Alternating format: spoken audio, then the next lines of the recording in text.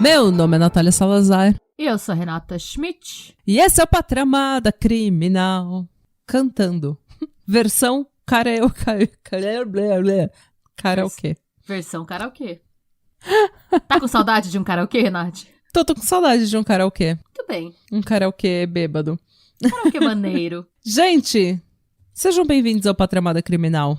Este podcast de true crime e comédia que não é bolsominion. Yeah. E um dia nós vamos ter o prazer de não precisar falar isso. Nossa, sim. E este dia está chegando. Nossa. Em nome de Jesus. Sim, um dia. Nós também não somos um podcast crente, eu não sei por que eu falei em nome de Jesus, mas Acontece, gente. eu cresci na igreja, então tá tudo bem. Tudo bem. É isso, gente. Não sei como começar esse episódio, o que significa que eu não tenho nada planejado. O que significa que nós não temos recados. Isso que bem. Você tem algum recado, não dona tenho. Schmidt? Podemos começar. Vamos direto pra história, gente. Olha que raridade. Ai, vamos direto ao ponto. Vamos direto ao ponto. Aqui somos muito eficientes. É muita tá? eficiência. Gente, se você é catarceiro, você vê que eu, particularmente, todo mundo do Catarse tá meio obcecado com o podcast que tá sendo dirigido pelo Ivan Mizanzuki, o do Pico dos Marins. Uhum. E aí, estar obcecada por esse caso me fez pensar em outros casos de pessoas desaparecidas. Correto. E é isso que eu tô fazendo agora, gente. Essa é minha trend. Inclusive, vai ter no YouTube. Eu vou fazer um caso de uma pessoa desaparecida aqui hoje. E no YouTube, nas próximas semanas, vocês vão ver mais alguns. Só pra explicar de onde veio essa trend. E se você é catarceiro, sabe que a gente tá querendo marcar pra fazer um encontrinho pra discutir o podcast do Pico dos Marins. Só que a gente tem que esperar o podcast acabar, né, gente? Porque ele tá no episódio 6 agora, eu acho. E o resto só sai ano que vem. E tá... Ah, tá. Então a gente precisa realmente esperar. A gente tem que esperar até ano que vem pra fazer um encontrinho, mas vai rolar. Uhum. E a gente não é publi, tá, gente? A gente, infelizmente, não recebeu nada da Globoplay pra divulgar isso. É só um comentário mesmo. Não, mas Globoplay, liga pra gente se você quiser. Não foi publi, mas... fazemos mas também. Poderia ser. Wink, wink. Poderia ser. Nos note, Globoplay, nos note. Esse podia ser eu e você, Globo. Podíamos ser nós. E vamos falar da triste história de Tânia Akash. Minhas fontes. O canal do YouTube que chama Merc Docs. Uhum. O Crime Museum. O Grunge.com. O site do governo dos Estados Unidos. E um perfil no Instagram, gente. A gente vai falar disso depois. Oh. A Tânia Nicole Cash, ela nasceu em 14 de outubro de 1981, na cidade de Elizabeth, Pensilvânia. A nossa história começa em 95, quando ela tinha 13 anos, e ela morava no mesmo lugar com o pai e a madrasta. Era uma relação bem difícil, muita treta com a madrasta, muita treta com o pai, era uma família bem complicada. Nessa fase, ela estudava na Cornell Middle School, e por conta de todos esses problemas com a família, ela tava constantemente chorando. Eu tô rindo de desgosto, porque eu acho que quem já teve problemas familiares, assim, sabe, quando você é adolescente, tudo já é motivo pra você ficar angustiado. E quando a sua família não é estável, é pior, assim. Então, eu entendo muito a forma como ela se sentia. E num desses dias em que ela tava indo chorar no banheiro, ela é parada pelo segurança da escola. O nome dele é Thomas Rose. E ele pergunta por que se tá tudo bem, por que ela tá chorando. Porque ela tá chorando, assim, desesperada. Me identifico. O Thomas Rose, na época, ele tinha 37 anos. E no que ela fala que ela tá chorando por causa dos problemas em casa, os problemas com o pai, com a madrasta e tal, ele consolou ela e deu uns conselhos de como ela podia melhorar o clima na casa dela. E aí começou a nascer uma amizade super bizarra. Ok? Vocês já entenderam onde isso vai dar, né, gente? Não gostei. Num desses dias em que ela tava matando aula pra chorar, basicamente, ele roubou um beijo dela. Lembrando, ele tem 37 anos, ela tem 13. 13 anos de idade. 13. E ele acha que isso é... É. Roubou um beijo. É. Como se ele tivesse, como se ele fosse um menininho apaixonado por ela. Pois é. E assim, gente, você pensa numa... A gente vai falar um pouco disso mais pra frente, explorar isso mais pra frente, mas ela tinha realmente... A vida... É aquilo que a gente sempre fala de predadores, né? Ele detectou uma pessoa que tinha explicitamente uma vida familiar muito difícil. Uhum. Então, ela obviamente tinha várias daddy issues e ela tava precisando de amor paterno e veio nesse mix ele ser mais velho e dar amor e atenção pra ela. Ela é uma criança. Ela se sentiu validada, sentiu exato. ouvida, teve a atenção da figura paterna. Exatamente. E a partir daí, ele começou... E ela não vai falar pra ninguém, porque ela não tem ninguém dentro de casa com quem ela possa conversar. Não, e ele deixou bem claro pra ela que se ela contasse pra alguém, ele seria demitido e eles não iam mais se ver. E era Claro. a única fonte de carinho de uma figura mais velha que ela tinha na vida dela naquele momento. Exato. E aí ele começou uma verdadeira campanha pra convencer ela a fugir da casa dos pais pra ir morar com ele. Ah, muito que bom, filho. Uhum. E, ainda assim, ela já foi bem sensata pra uma criança de 13 anos, porque no começo ela não vai. Ela fala que ela não quer ir, que ela não quer ir, que ela não quer ir. Até que no dia 10 de fevereiro de 96, ela tem uma briga muito feia com o pai dela. E aí ela arruma uma mala e sai de casa. Ela tinha 14 anos. Mano. É um bebê. E ela não volta. E no começo, o pai e a madrasta... Gente, aí você vê o nível de embustice dessa família, tá? Porque no começo o pai e a madrasta acharam que era, tipo, uma coisa que ela tava fazendo pra chamar atenção e não avisaram ninguém. Mano. Eles só foram chamar a polícia quando ela tava desaparecida, tinha uma semana. Mano. Sua filha de 14 anos não tá em casa por uma semana. E daí que você pensa em chamar a polícia? 14 anos, se eu tivesse fora de casa, sem falar pra minha mãe onde é que eu tava, por 2 horas ela já tinha colocado o FBI nas minhas costas. Sim. Ela ia atrás de mim, ela mesma, pela cidade. Mano, para. É, pois é. E o problema é que, assim, os pais dela... Porque a polícia pergunta por que vocês não foram atrás. E os pais dela falam, ela tá sempre fugindo. Eu não daria... A gente achou que ela ia voltar rápido, a gente não pensou em dar atenção. Uma semana, meu filho. Você não dá atenção por 2, 3 horas. Um dia que seja, vai, se você for um pai muito bosta, mas tipo, 1 dia, 2 dias, 3 dias e nada da sua filha aparecer e você... Ah, tá tudo bem, ela tem 14 anos, ela já sabe se virar. Pois é. Já tô puta, já. E aí, a polícia procurou, varreu a cidade atrás dessa menina, nunca achou nada. Mas a busca da polícia nunca parou, o caso seguia aberto. Então, sempre que aparecia um corpo, a polícia ia procurar pra ver se era ela. Sempre que tinha algum serial killer, algum assassino na região, a polícia checava as vítimas pra ver se era ela. E não aparecia, e não aparecia, não aparecia. A impressão que dava também é que essa menina arrumou uma mala e sumiu no ar. Uhum. Até que, 10 anos depois... Eu pus entre parênteses, caralho. 10 anos depois, caralho. Em 2006, uma mulher de 24 anos chamada Nikki Allen, ela entrou num mercadinho e disse pro dono que o nome dela era Tanya Kashi e que ela tinha sido mantida em cativeiro pelo Thomas Rose por 10 anos. Pois é, e agora a gente vai ficar sabendo o que aconteceu. Ah, eu não quero saber o que aconteceu. Gente, ó, eu já quero dar um disclaimer. Como a Tanya tá viva, vive bem e é ativa nas redes sociais, eu vou me dar, em respeito a ela, eu vou omitir alguns detalhes desnecessários. Tá. Ai. Porque eu acho que é o tipo de coisa que ela já tá querendo, ela tá bem hoje, ela tá querendo superar, e é o tipo de coisa que eu acho que ninguém quer ter revivida, mesmo que em outro idioma, sabe? Uhum. Mas eu vou falar tudo que é importante pra gente entender a história. Depois você conta pra mim os detalhes. Sim. Tá. Gente, o Thomas, aquele homem de, na época, 38 anos, quando ela fugiu com ele morava com os pais e com um filho de um relacionamento anterior. Ele tem quase 40 anos, ele mora com os pais dele, legal. Uhum. Ele conseguiu contrabandear ela pro quarto dele, no sótão. Sem que ninguém ficasse sabendo? E ninguém percebeu. Mano... Quer dizer, em teoria ninguém percebeu, né? A gente não sabe. Eu me pergunto, isso tá no meu roteiro, entre parênteses, como raios ninguém percebeu?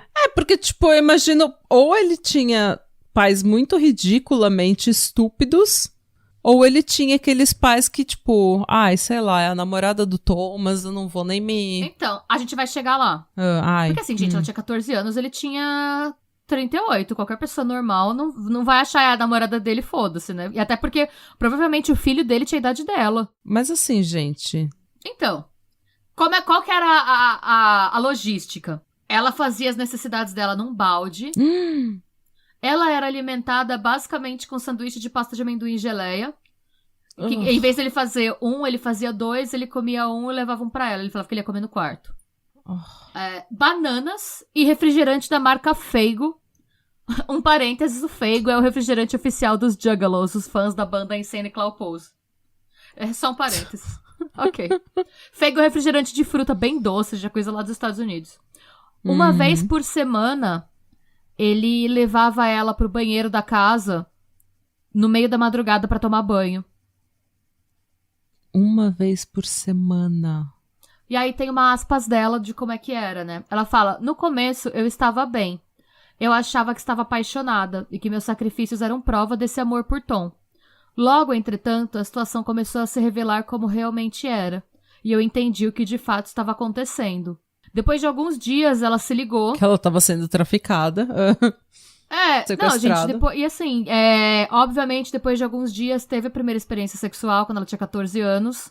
Foi uma coisa extremamente traumática, porque ela tinha 14 anos, era um cara de 40. Mano. E ela implora pro Thomas deixar ela ir pra casa. E ela falou que ela tava com saudade da família. E ele falava que... Ele negava, né? E falava que se por acaso ela fugisse, ele mataria a família dela, porque ele sabia onde ela morava. Mano! E aí, o que ele também fez pra família dele não perceber que ela tava lá? Ele obrigou ela a memorizar os azulejos do chão pra ela evitar pisar nos que rangessem e fizessem barulho. Sim. Cara. Ele ficava com ela andando de azulejo por azulejo pra ela decorar os que rangiam pra ela não pisar. Que ódio desse homem. Ela conta que ela passava o tempo lendo revista, ouvindo rádio, nas TVs e no rádio dos anos 90, gente, tinha um buraquinho pra você colocar fone de ouvido. E ela ouvia rádio e TV com fones de ouvido. O Thomas sempre deixou muito claro que se ela fizesse qualquer ruído e que se a família dele questionasse se tinha alguém na casa, ele ia matar ela e jogar o corpo fora. E ele falou, a minha família não viu eu trazendo você aqui pra dentro, eles não vão ver eu te tirando daqui. Gente, imagina o desespero dessa menina. Ela devia, peidar e ficar com um ataque de ansiedade, porque ela não sabia se alguém tava do lado de fora do quarto e ouviu. Ela fala que ela vivia tão desesperada que ela chegou a escrever o próprio testamento. O testamento era o nome dela, a identidade dela e o que aconteceu. E ela sempre deixava esse testamento no corpo dela, no sutiã, na calcinha. Por quê? Porque ela tinha medo dele matar ela e ela queria que se ele matasse ela e jogasse o corpo fora, alguém pelo menos soubesse quem ela era. Gente, que desespero dessa criança. É uma criança de 14 anos. É uma coisa absurda. Assim. E nesse tempo todo ela estava sendo estuprada. Obviamente, né? É que aquilo é um mérito que eu não quero entrar muito, porque é uma coisa que, assim, a gente sabe o que aconteceu, a gente sabe que foi horrível. Não tem nenhum detalhe dessa violência sexual, desse estupro que ela sofreu que seja pertinente pro caso, não é como se ele tivesse algum kink bizarro. Eu só perguntei assim. Porque tem muito sequestrador que nem faz isso, né? Tem muito sequestrador que só gosta de manter a vítima pelo controle. Não, ela foi estuprada o tempo todo. Várias vezes. E ela conta que a pior parte daquilo tudo eram os feriados. E tem uma aspas dela. Eu passei 4 natais em um armário. E eu ouvia eles abrindo presentes, rindo e se divertindo. E eu me sentava lá e pensava em minha família. E pensava em outras pessoas no mundo e no que elas estavam fazendo naquele momento. E tudo isso, com ela estava distante 3 quilômetros da casa dela. Gente. E aí, nos anos 2000, quando ela fez 18 anos, o Thomas criou uma nova identidade pra ela, que era Nikki Allen. E apresentou ela pros pais como a namorada dele, falando que ela ia mudar pra morar com eles. Ele tinha 42 anos, ela tinha 18. E os pais dele falaram, sounds good. Ok, filhinho. E aí, a partir desse momento em que ela... imagina, ela ser apresentada oficialmente numa casa que ela já tá há 4 anos. 4... Gente... 4 anos morando num quarto. 4 anos. É. Eu não consigo imaginar isso. A partir desse momento, ela podia sair de casa, mas ela tinha que sair só acompanhada pelo Thomas. Uhum. E ela conta que, assim, que ela ficou... Ela fala, mano, você sabe o que é você ficar 4 anos sem ver uma rua? Tipo, sem ver um mercado, sem saber o que tá acontecendo. Tipo, ela sabia o que tava acontecendo pela televisão. Uhum. E pelo rádio, e era isso. E aí, em 2003, 3 anos depois, ela teve autorização pra sair sozinha, mas ela conta que ela passou por tantos anos de terror psicológico que ela achava que ninguém ia acreditar na história dela. Uhum. Não, eu entendo. E também existe, que nem um dos casos que a gente vai fazer, porque o pessoal tá pedindo e eu já comecei a fazer o roteiro, é o da Colleen Stan, que ela podia sair de casa e ela não fugia do sequestrador dela, porque ele já tinha trabalhado tanto o psicológico dela, de que aquela era a vida dela, de que ela simplesmente já seguia aquilo. Ele já tinha quebrado ela, qualquer identidade que ela tinha, qualquer vontade própria que ela tinha, ele já tinha conseguido quebrar aquilo dela. Então, pra ela, era melhor obedecer ele e ter uma vida, entre aspas, estável do que tentar fugir. Ela nem passava mais pela cabeça dela. Ela simplesmente meio que aceitou que aquela era a vida dela por um tempo. A Natasha Campucci fala a mesma coisa. Eu acho que deve ser um fenômeno meio comum. Assim, Natasha Campucci, ela é uma menina alemã, gente. Pra quem não sabe, ela foi sequestrada por muitos anos também. E ela fala que nos últimos anos ela andava pela casa, assim... Sim. Nesse caso mesmo da Tânia, ela não era restrita fisicamente, né? Era totalmente psicológico. Ele falava que se ela saísse, ele ia matar a família dela porque ele sabia onde ela morava. Uhum. E ela ficava com essa... E a ameaça dele matar ela caso ela... E pra uma menina nova, ela não vai pensar, gente, se eu for pra polícia, se eu recolher provas que eu tava dentro dessa casa, pegar alguma coisa dele, alguma coisa, sabe, tirar uma foto, alguma coisa assim, pra eu poder provar que eu tava aqui. Se eu falar pros pais dele, ele não vai poder fazer nada contra mim, a polícia vai me proteger, os pais dele vão me proteger. Ela nem pensava nisso. Não, e ela nem sabe, porque você não sabe se os pais dele vão proteger ou se os pais dele não vão matar ela e se livrar do corpo. Você não sabe a dinâmica da família também. Mas ela não ia pensar nisso com 14 anos também. Não, ela não ia pensar nisso, porque ela não vai... tipo, se você pensar que ela é uma criança e ele é um adulto, e um adulto fazendo isso contra uma criança, a criança não vai pensar, outros adultos vão pensar em me ajudar. Ela vai pensar, eu não posso confiar em adultos. Até considerando a dinâmica que ela tinha na casa dela também, né? Sim, e o fato de que aparentemente ninguém tava procurando por ela. Sim. Bom, a partir daí... e só um adendo, gente. Ela podia sair sozinha a partir de 2003, mas ela tinha horário pra estar em casa, tá? E ela voltava religiosamente porque Sim. ele tinha quebrado completamente tudo. Sim.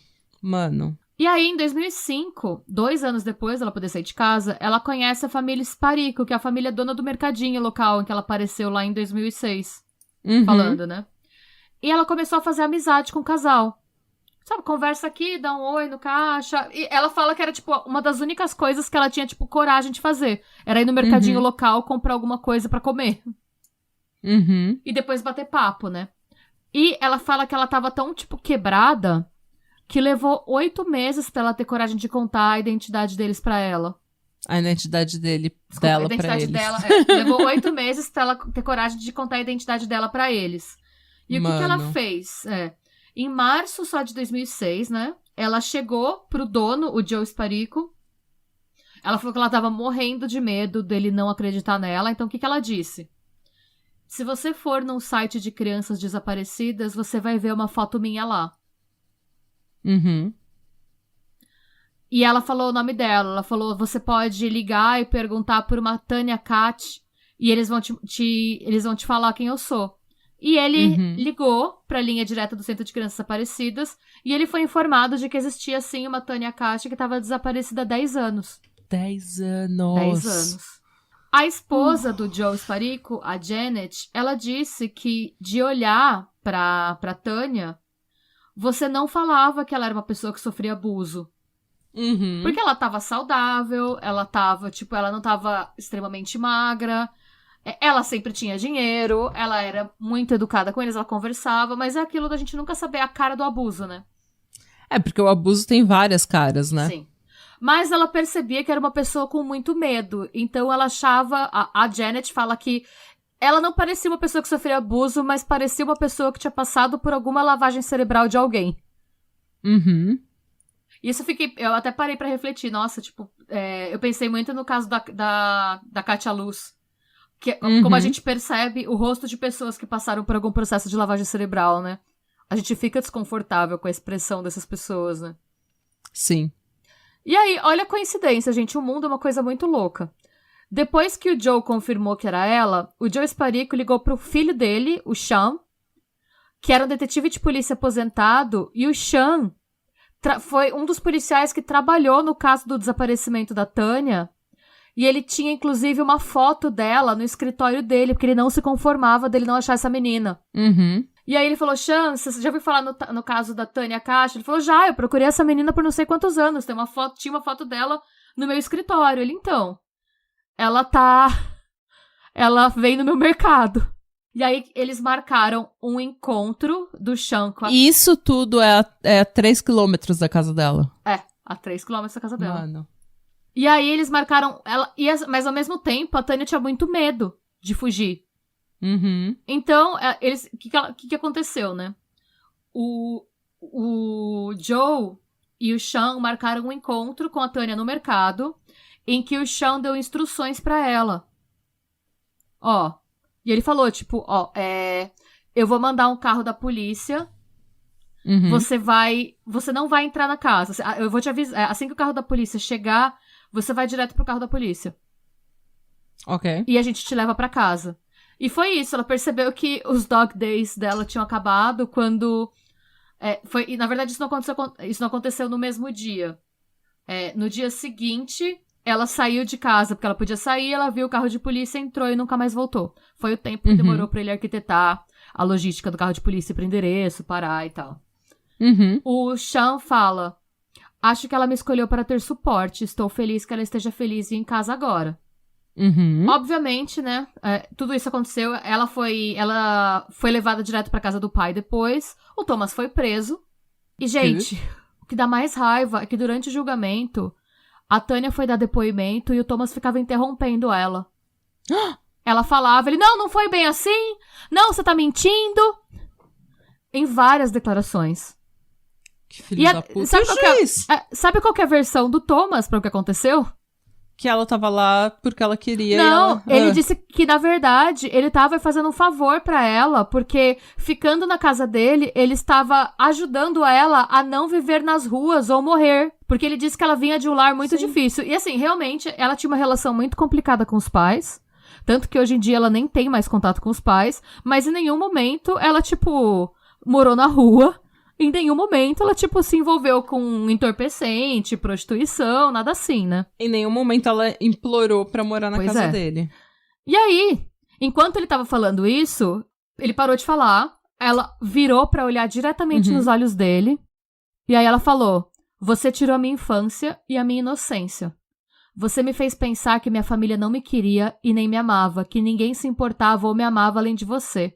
Por 10 anos, você me controlou. E aí ele tentou interromper ela e falou, ai, eu sinto muito. Aí ela só olhou pra ele, não me dirija mais a palavra. E parou. Mas aí, o que me deixa pistola, vamos lá, ele foi condenado, sabe há quanto tempo? 5 anos. De 5 a 15 anos. 5 anos? De 5 a 15 anos por colocar em risco o bem-estar de uma criança, agressão sexual, atentado ao pudor, interferência na custódia de uma criança, corrupção de menor, desvio sexual involuntário, relação sexual com menores. E tudo isso deu 5 a 15 anos. E atentado violento ao pudor agravado.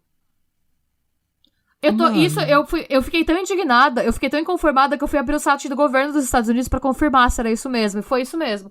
De 5 a 15 anos sob a custódia do Departamento de Correções da Pensilvânia.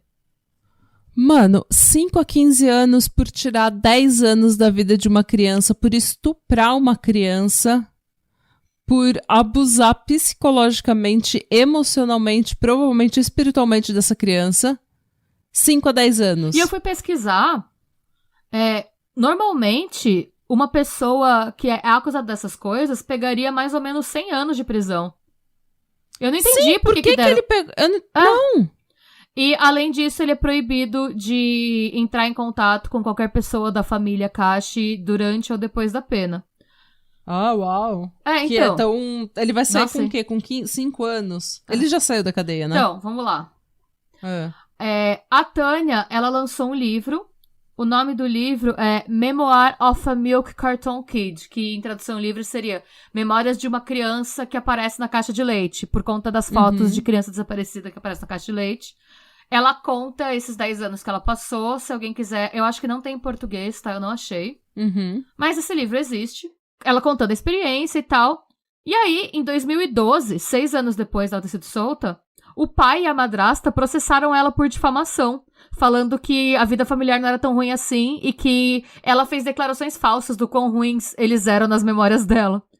Lembrando que é a família que demorou uma semana pra reportar ela como desaparecida e falou que é porque ela fugia sempre, que não era pra dar atenção. Sim, ótimo.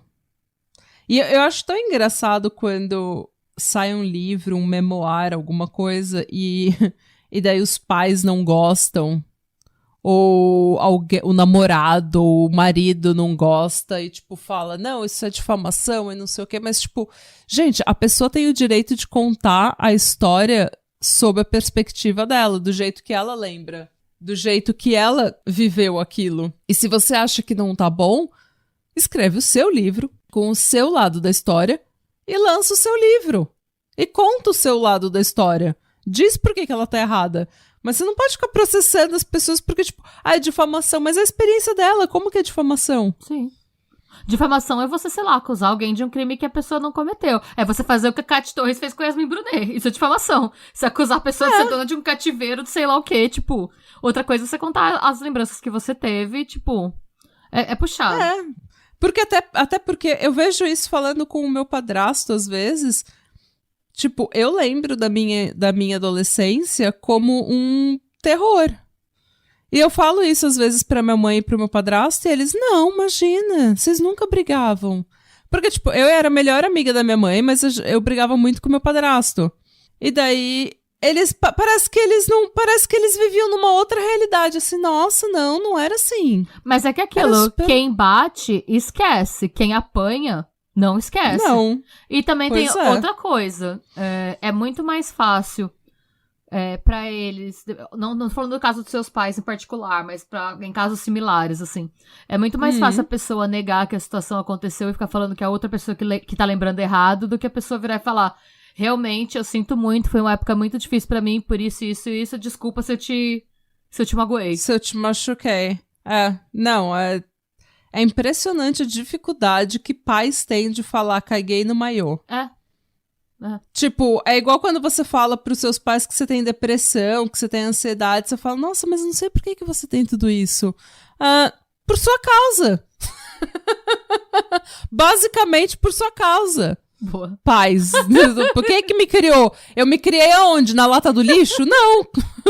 A criança autossuficiente, né? O moleque lá da furadeira, da Andrea Yates. Tipo, gente, sabe? Ai, nossa, não sei porque você teve uma infância tão boa. Tipo, e do que eu me lembro, então? Quem que teve essa infância que eu tô me lembrando? Mas calma que piora, tá? Porque o pai dela chegou a culpar ela pelo próprio sequestro, tá? Ele falou pra ela... É claro. Ele falou, você sabia o que você tava fazendo quando você fugiu de casa? E a resposta dela pro pai foi, pai, eu tinha 14 anos. Quem que sabe o que tá fazendo com 14 anos? Pois é, não. E tem outra coisa. Ela fugiu... o que fez ela aceitar sair de casa foi a situação merda que tava na família dela. Uma criança que tá feliz, que tá tudo bem na casa dela, ela não vai falar, nossa, hoje eu acordei querendo fugir de casa. Fugir de casa não é fácil, gente. Não é uma decisão que você olha e pensa, nossa, é uma criança que não sabe como o mundo funciona. Claro que é assustador pra você fugir de casa. Ninguém faz isso porque quer. Se você tá feliz, se você gosta de onde você tá, você não vai fugir. Não, e tipo, 100% das crianças já levaram uma bronca, uns tapinha da mãe e do pai e falaram, vou fugir dessa casa. E daí foram ver TV na sala, confortável, e nunca fugiram de casa. Por quê? Porque sabe que não era uma ofensa vazia, não era uma ameaça vazia, que nunca ia acontecer. Outra coisa, ela conheceu esse pedófilo porque ela vivia chorando porque a situação da casa dela era uma merda. Ela conheceu ele por sair pra chorar no banheiro. E ele ainda tem a pachorra de falar que a culpa foi dela. A situação dela tava tão ruim que ela foi um alvo fácil pra um predador. Exatamente. Ela o seu trabalho como pai é proteger a sua filha de predadores. O seu trabalho como pai é criar um ambiente bom o suficiente para que a sua filha cresça e se desenvolva bem, para que ela saiba reconhecer perigos e não entrar em perigo. O que ela fez? Ela não reconheceu perigo, ela entrou em perigo e foi tudo culpa sua, porque você não ensinou, você criou um ambiente hostil dentro de casa, você afastou a sua filha da família e você nunca ensinou para ela quais seriam as red flags que ela devia evitar. Fiquei alterada. Não, mas é isso mesmo. E ainda vem falar que a culpa é dela? Você sabia o que estava fazendo? Ah, vai a merda, meu senhor. Com 14 anos, vai tomar no meio do seu cu, arrombado, filho da puta do caralho. Pois é. Filho de uma porra azeda do cacete. Olha, às vezes eu fico com esse podcast, às vezes eu tento ser legal com homem nesse podcast, mas tem outros episódios que eu fico com raiva. Esses pais que acham que você pode simplesmente jogar sua filha nas mãos de um predador e daí falar, nossa, ela sabia o que ela tá fazendo. Nossa, não, a culpa é dela, nossa. Eu fico triste nem porque... era tão ruim assim. O policial que nunca viu ela pessoalmente ficou mais impactado. Tipo, ela moveu mais a vida de um cara que nunca tinha nem visto ela do que a do próprio pai, né? Porque quem nunca desistiu foi o policial que lembrou assim que o pai dele comentou que a menina tava lá, né? Sim. Então, assim, eu acho isso muito triste, E aí, em 8 de fevereiro de 2022, ela fez a seguinte postagem no Instagram dela. Infelizmente, Thomas Rose sai hoje da prisão. Um dia que eu temo há muitos anos. Ele já está registrado como criminoso sexual na Pensilvânia. Aqui estão todas as suas informações, seu endereço e suas fotos. Por favor, compartilhem. A gente vai compartilhar nas nossas redes sociais, até porque a gente tem ouvinte que mora nos Estados Unidos, e assim, é um criminoso sexual que manteve uma pessoa em cativeiro por 10 anos que tá solto, gente. Eu acho que é uma informação de utilidade pública. Apesar disso, hoje a Tânia tá bem, ela casou, ela não tem filhos, mas você vê pelo Instagram dela, que é aberto e tal, que ela está vivendo sua melhor vida, ela viaja, ela tem tatuagens maneiras, ela anda de moto. Eu tô vendo o Instagram dela. Ela conseguiu dar a volta por cima, gente, apesar de tudo que aconteceu, né? Uhum. E essa é a história apesar da família escrota que ela teve. Pois é. E essa é a história da Tânia Cash, gente. É meio curtinha, mas é uma pessoa desaparecida que reapareceu 10 anos depois. Então, assim, pensando no caso do Pico dos Marins, que foi o que me levou a pesquisar pessoas que desapareceram e voltaram, a gente nunca sabe, né? Nada é impossível tendo em vista esse tipo de história. Sim. E eu acho que ela sobreviver... Gente, ela sobreviver e ter feito a vida dela de novo, sabe? Sorrindo, fazendo tatuagem, viajando, se divertindo, vivendo tudo que ela não viveu naqueles 10 anos. E ainda brigar por justiça, pela justiça, pela história dela, eu acho louvável isso. E claro que assim, a gente não pode julgar a vida de uma pessoa pelas redes sociais, né? Mas se você vê o Instagram dela, você não fala que ela não menciona isso, tirando o post que ela faz, porque obviamente o cara foi solto, e é o tipo de coisa que tem que divulgar mesmo, a utilidade pública. Ela tá, você percebe que ela tá muito ocupada vivendo, em vez de ficar, tipo... Sei lá, ela teria todo o direito de ficar deprimidíssima, de não querer sair de casa e tal. Não parece ser o caso, né? Parece que ela tá vivendo e vivendo muito bem, assim. E eu espero realmente que ela tá com a família dela, vivendo bem, sendo feliz, fazendo dancinha no TikTok. Eu adoro. Gosto mesmo. E é isso, gente. Adorei. Foi curtinho, né? Mas achei... Eu não quis detalhar muito o que aconteceu com ela, porque ela tá aí, tá... Tá viva, tá bem, tá vivendo, e é assim que a gente precisa lembrar dela. Deixa... O importante é a gente divulgar o rosto desse homem pra todo mundo na área saber quem ele é. Sim. homem escroto nojento. E tinha que divulgar foto do pai dela também, que é um escroto nojento. Mas isso eu também achei louvável. Ela não fala você não vê. Eu fiquei sabendo do pai por uma entrevista que ela deu pra falar depois do processo. Mas eu acho que ela conseguiu, tipo, a elevação espiritual de, tipo, só não falar mais nele. Como se ele não existisse na vida dela. O que eu acho que é ótimo mesmo. Porque agora ela pode ter uma família, ela pode ter uma super vida e ele não tem nem crédito, nem participação nenhuma na vida dela. Exatamente. E essa é a maior punição, né? Essa é real. E é isso, Adorei. jovens. Ó, sejam Muito bons. E, sei lá, temos lições desse episódio. Lições. Se você é pai, se você é mãe, em primeiro lugar, é o seu trabalho cuidar do seu filho. É o seu trabalho criar um ambiente, porque seu filho não pediu pra nascer. Então, por mais endemoniado, encapetado que ele seja, é seu filho, não pediu pra nascer. Você colocou ele na terra, você tem que cuidar dele e você tem que fazer a vida dele ser o melhor possível. Então, não crie um ambiente hostil pra colocar o seu filho, sabe, numa situação em que ele queira fugir, em que ele queira sair de casa, em que ele queira ficar com outras pessoas, sabe, namorar um homem de 37 anos porque tá desesperado por atenção de um adulto. Então, crie seu filho num ambiente saudável. E se você não tem um ambiente saudável, crie uma relação saudável com seu filho para ele poder confiar em você no meio dessa situação difícil que vocês passam. E é isso. E eu fico brava porque eu fico brava com um pai que não cuida do filho. Se você quer ter um filho, gente, não seja negligente. É isso. Eu fico extremamente estressada com esse tipo de coisa. Eu começo a militar e começo a dar... Eu nem sou mãe, mas eu começo já a dar lição de moral nos pais do mundo. Mesmo, não, porque esse pai porque dela é uma coisa aí... que você vê muito, sabe? Tipo, os pais não entendem os filhos não entendem os pais, e daí os pais falam que, tipo, mas o meu filho é encapetado. Sim, mas o seu filho tem 15 anos, o trabalho dele é ser encapetado. E o seu se você não trabalho sabia é que ele ia dele. ser assim quando você teve, você tinha que ter pesquisado melhor, amado. Sim, toda criança é encapetada. É por isso que eu não tenho nenhuma. Exatamente. Entendeu? Mas é assim mesmo. O trabalho do seu filho é ser idiota até os 20 anos.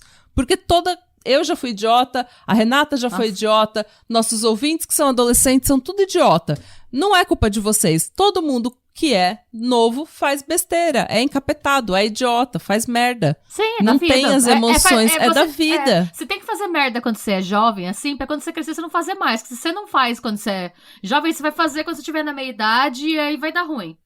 Sim, e o seu trabalho como pai é aceitar essa fase encapetado e não, tipo, excluir a sua filha ou seu filho da família ou criar um ambiente tão hostil que ele precise achar consolo nos braços de outras pessoas, que normalmente vão ser predadores.